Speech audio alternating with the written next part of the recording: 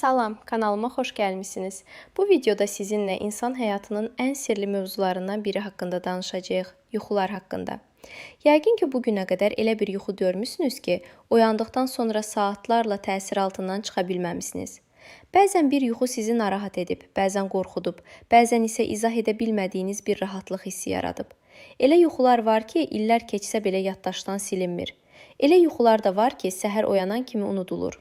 Bu video boyunca biz yuxulara qorxu ilə yox, anlayışla baxmağı öyrənəcəyik.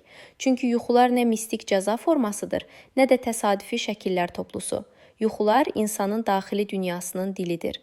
Bu videoda sənə yuxuların niyə görüldüyünü, beynin yuxu zamanı necə işlədiyini, yuxuların hansı psixoloji səbəblərlə yarandığını, ən çox görülən yuxuların nə demək olduğunu və ən əsası, yuxuları necə düzgün analiz etməyin lazım olduğunu addım-addım izah edəcəyəm.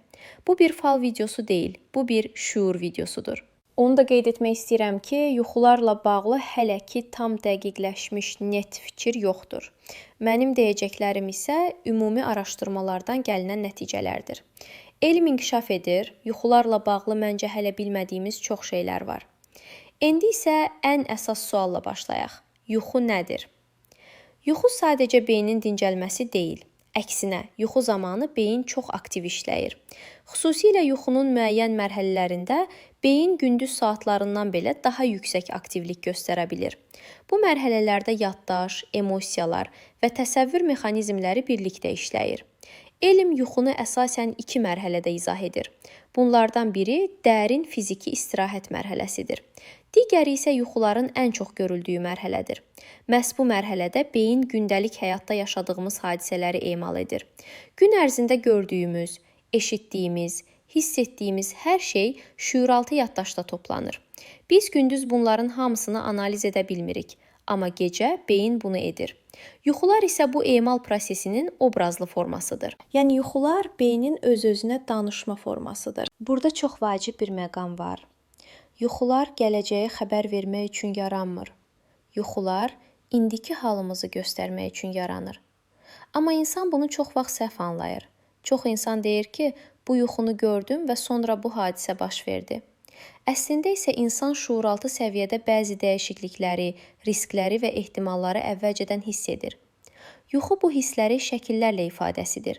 Bu da insana sanki gələcəyi görmüş kimi hiss etdirir. İndi isə yuxuların niyə daha çox görüldüyünə baxaq. İnsanlar həyatlarının müəyyən dövrlərində yuxuları daha canlı və daha intensiv görür. Bu adətən emosional dövrlərə təsadüf edir. Stres, qorxu, sevinc, ayrılıq, yeni başlanğıclar, böyük qərarlar, dəyişikliklər.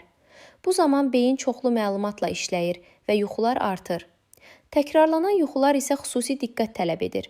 Əgər eyni yuxunu yenidən görürsənsə, bu o deməkdir ki, həyatında bir mövzu bağlanmayıb. Beyin həmin mövzunu yuxu vasitəsilə sənə göstərir. Sanki deyir ki, bura bax, buranı görmədən keçmə. Burada bir şeyi dəqiq bilməlisən. Yuxular heç vaxt səni qorxutmaq üçün gəlmir. Ən qorxulu yuxular belə əslində köməkçi yuxulardır. Onlar səni oyatmaq üçün gəlir, zərər vermək üçün yox. İndi isə yuxuların psixoloji izahına keçək. Psixologiyada yuxulara müxtəlif yanaşmalar var, amma ortaq bir fikir var. Yuxular şuuraltının dilidir. Yəni gündüz qəbul etmədiyin, bastırdığın, görməzlikdən gəldiyin mövzular gecə yuxuda şəkil tapır. Bəzən insan gündüz özünə deyir ki, mən yaxşıyam, problemim yoxdur. Amma gecə yuxular tam başqa şey danışır. Çünki şuuraltı yalan danışmır. Burada bir məqamı xüsusi vurğulamaq istəyirəm. Eyni yuxu hamı üçün eyni mənanı daşımır. Bir insan üçün su qorxudur, başqa biri üçün rahatlıqdır. Bir insan üçün ev təhlükəsizlikdir, digəri üçün sıxıntıdır. Ona görə də yuxu analizində əsas açar həmişə insanın öz hissləridir. İndi isə yavaş-yavaş ən çox görülən yuxuların izahına doğru keçək. Amma burada bir pauza verib sənə bir sual vermək istəyirəm. Son gördüyün yuxunu xatırla. O yuxuda ən güclü hissin nə idi? Qorxu idimi? Rahatlıq idimi? Qaçmaq istəyirdin, yoxsa dayanmaq? Çünki birazdan danışacağımız bütün yuxu mövzularının açarı məhz bu hisslərdə gizlidir. Buradan sonra artıq konkret yuxuların dilinə daxil olacağıq. İlk olaraq çox tanış bir yuxudan başlayaq. Yuxuda hardansa düşmək. Yuxuda hündür bir yerdən düşdüyünü görən insan adətən o an qorxu hissi yaşayır və düşən anda oyanır. Bu yuxu real həyatda nəzarəti itirmə hissi ilə bağlıdır. İnsan həyatının hansısa sahəsində özünü güvənsiz hiss edirsə, sanki ayağının altından torpaq çəkilibsə, beyin bunu düşmə obrazı ilə göstərir. Bu iş ola bilər, münasibət ola bilər, maddi vəziyyət ola bilər, ya da sadəcə gələcəklə bağlı qeyri-müəyyənlik. Bu yuxu sənə deyir ki, harada tarazlığını itirmisən, ora bax. İndi isə başqa bir çox yayılan yuxuya baxaq. Yuxuda qaçmaq. Bu yuxuda insan adətən kimdənsə və ya nədənsə qaçır. Qaçır, amma qaça bilmir. Ayaqları ağırlaşır, sanki yerə yapışır. Ayaqqabılarını tapa bilmir və ya paltarsız olduğunu görür, gedə bilmir. Bu yuxu bir problemdən üz çevirməyin simvoludur. Real həyatda bir mövzunu görmək istəmirsənsə, bir insanla üzləşməkdən çəkinirsənsə, qərar verməyi təxirə salırsansa, şuuraltı bunu qaçma obrazı ilə göstərir. Əgər yuxuda səni təqib edən konkret bir insandırsa, bu real həyatda səni sıxan, üzərində təzyiq yaradan bir fiquru simvoliz edə bilər. Əgər qaranlıq, naməlum bir varlıqdırsa, bu daha çox öz daxili qorxularındır. Yəni sən əslində özündən qaçırsan. İndi isə tam əks hiss yaradan bir yuxuya baxaq. Yuxuda uçmaq. Bu yuxu çox vaxt yüngüllük və azadlıq hissi ilə müşayiət olunur. İnsan sanki yerin cazibəsindən qurtulur. Psixoloji baxımdan bu yuxu daxili gücün artması, məhdudiyyətlərdən çıxmaq istəyi və özünə inamın yüksəlməsi ilə əlaqəlidir. Əgər uçuş rahatdırsa və qorxu yoxdursa, bu daxili harmoniya deməkdir. Əgər uçursan, amma düşməkdən qorxursansa, bu o deməkdir ki, azadlığa hazırsan, amma hələ özünə tam güvənmirsən. İndi isə çox insanı narahat edən bir yuxuya keçək. Yuxuda dişlərin tökülməsi. Bu yuxu çox güclü psixoloji mesaj daşıyır. Dişlər güc, özünə inam və özünü ifadə etməklə bağlıdır. Dişlərin tökülməsi isə bu sahələrdə yaşanan zəifləməni göstərə bilər. İnsan özünü eşidilməmiş hiss etdikdə, sözlərini boğduqda və ya cazibəsini itirdiyini düşündükdə bu yuxu ortaya çıxa bilər. Bu yuxu həm də böyük dəyişiklik dövrlərində görünür. Çünki dəyişiklik insanın köhnə kimliyindən ayrılması deməkdir. İndi isə çox yanlış başa düşülən bir yuxuya baxaq. Yuxuda ölmək. Bu yuxu çox vaxt qorxulu qəbul edilir, amma əslində bu yuxu psixoloji baxımdan yenilənmə deməkdir. Yuxuda ölmək bir dövrün bitməsi, köhnə düşüncə tərzinin dağılması və yeni mərhələnin başlamasıdır. İnsan artıq əvvəlki kimi olmaq istəmir. Bu yuxu transformasiya yuxusudur. Qorxmaq üçün yox, diqqət yetirmək üçündür. Yuxuda ölü birini görmək isə həmin insanla olan emosional bağla əlaqəlidir. Əgər yuxu sakitdirsə, bu barış və qəbul deməkdir. Əgər yuxu narahatdırsa, bu hələ də içində qalan duyğuların olduğunu göstərir. İndi isə çox güclü bir simvola baxaq. Yuxuda su görmək. Su yuxularda emosiyaların dilidir. Təmiz və sakit su daxili rahatlığı göstərir. Bulanıq su qarışıq emosiyaları simvolizə edir. Dalğalı su emosional dəyişkənliyi ifadə edir. Dərin su qorxularla üzləşməyə göstərə bilər. Suda boğulmaq emosiyaların səni aşdığını göstərə bilər. Suda rahat üzmək isə emosiyalarla harmoniya içində olmaq deməkdir. İndi isə yuxuda ev görməyə baxaq. Ev insanın daxili dünyasının simvoludur. Evin vəziyyəti sənin daxili vəziyyətindir. Təmiz və işıqlı ev daxili rahatlığı göstərir.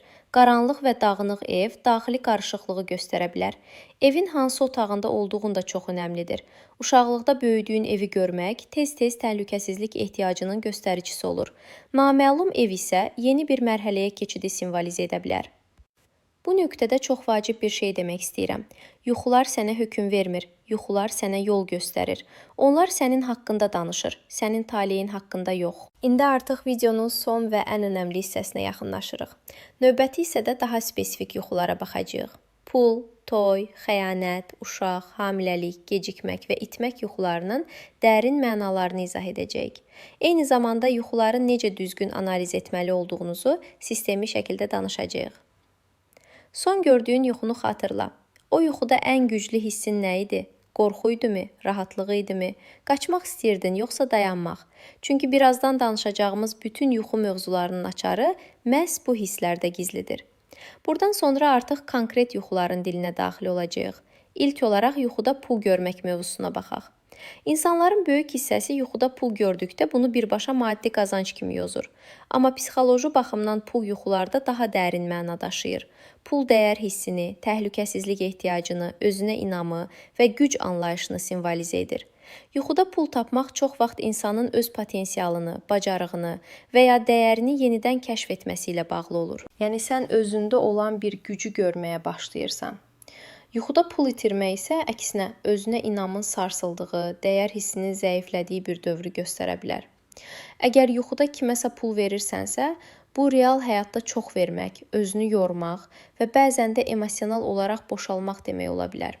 Burada sual budur: mən harda özümə kifayət qədər vermirəm? İndi isə yuxuda toy görmək mövzusuna baxaq. Toy yuxuları çox vaxt yanlış anlaşılır. Bu hər zaman real evlilik demək deyil. Toy yuxularda birləşmə, qəbul və uyğunlaşma simvoludur. İnsan öz daxilində iki fərqli tərəfi bir araya gətirməyə çalışır. Əgər yuxuda toy sevincli, rahat və axıcıdırsa, bu daxili balansın göstəricisidir. Əgər toyda narahatlıq, sıxıntı və ya məcburiyyət hissi varsa, bu real həyatda qəbul etmək istəmədiyin bir vəziyyətə işarə edə bilər. İndi isə çox sarsıdıcı hisslər yaradan bir yuxuya baxaq. Yuxuda xəyanət görmək. Bu yuxu əksər hallarda real xəyanət demək deyil. Bu yuxu güvən mövzusundakı daxili qorxuları, tərk edilmə hissini və dəyərsizlik narahatlığını simvolizə edir. İnsan özünü yetərsiz hiss etdikdə və ya münasibətdə emosional boşluq yaşadıqda bu yuxu ortaya çıxa bilər. Bəzən isə insan özü özünə xəyanət etdiyini hiss edir. Yəni istəklərini boğur, öz yolundan uzaqlaşır. Şuuraltı bunu xəyanət obrazı ilə göstərir. Yuxuda uşaq görmək nə deməkdir? Uşaq yuxularda yeni başlanğıcların, saf potensialın və daxili həqiqətin simvoludur. Yuxuda sağlam və sakit uşaq görmək, həyatında formalaşan yeni bir ideyanı, yeni bir mərhələni və ya daxili inkişafı göstərə bilər. Əgər yuxuda uşaq ağlayırsa, itirsə və ya tək qalırsa, bu öz daxili ehtiyaclarına yetərincə qayğı göstərmədiyini göstərə bilər. Yəni sən özünü biraz kənarda qoymusan. Yuxuda hamiləlik görmək də çox güclü bir simvoldur. Bu yuxu birbaşa fiziki hamiləlik demək deyil. Psixoloji baxımdan hamiləlik zaman istəyən bir prosesin, böyüyən bir niyyətin və hələ tam hazır olmayan bir mərhələnin göstəricisidir. İnsan həyatında nəsə formalaşır, amma səbir və diqqət tələb edir. Bu yuxu tələsmə deyir, qoruma deyir, vaxt ver deyir. Əlavə olaraq bəzən qadınlar dişil enerjisindən və daxili dincliyindən çox uzaqlaşdığını hiss edəndə hamiləliklə bağlı yuxular görürlər. İndi isə yuxuda gecikmək mövzusuna baxaq. Yuxuda harasa gecikmək çox vaxt zamanla bağlı təzyiqi və özünə qarşı yüksək tələbləri simvolizə edir. İnsan sanki hər kəsdən geri qaldığını, bir şeyləri qaçırdığını düşünür. Bu yuxu adətən özünü daim müqayisə edən insanlarda ortaya çıxır. Burada mesaj sadədir. Hər kəsin tempi fərqlidir. Yuxuda itmək isə istiqamət axtarışı ilə bağlıdır. İnsan real həyatda hansı yolu seçəcəyini bilmədikdə, kim olduğunu sorğuladıqda və ya böyük bir dəyişiklik ərəfəsində olduqda bu yuxunu görə bilər. İtirmək yuxuları panika deyil, dayanmaq və dinləmək çağırışıdır. Bəs yuxuları necə düzgün analiz etməli? Birinci addım hissdir. Yuxuda nə hiss etdiyini xatırla, çünki yuxunun açarı hisslərdə gizlidir. İkinci addım əsas obrazdır. Yuxuda ən çox diqqətini çəkən nə idi? İnsan, obyekt, vəziyyət. Üçüncü addım. Bu obrazın sənin həyatındakı mənasıdır. Bu simvol sənin üçün nə deməkdir? Dördüncü addım isə yuxunu hazırki həyat mərhələnlə əlaqələndirməkdir. Bu yuxu mənim indi yaşadığım hansı mövzu ilə bağlıdır? Yuxular sənə hökm vermir. Yuxular səni oyadır. Onlar səni qorxutmaq üçün yox, özünlə əlaqəni bərpa etmək üçün gəlir. Bu videoda biz yuxuların nə olduğunu, niyə görüldüyünü, ən çox rast gəlinən yuxuların mənalarını və yuxu analizinin əsas prinsiplərini geniş şəkildə izah etdik. Əgər bu video sənin üçün faydalı oldusa, bəyənməyi və kanala abunə olmağı unutma. Şərhlərdə ən çox hansı yuxuların əni düşündürdüyünü yaz. Növbəti videolarda onları ayrıca və daha dərindən analiz edə bilərik. Özünə yaxşı bax, daxili səsini dinlə. Çünki yuxular bəzən sözdə deyə bilmədiklərini sənə şəkillərlə danışır.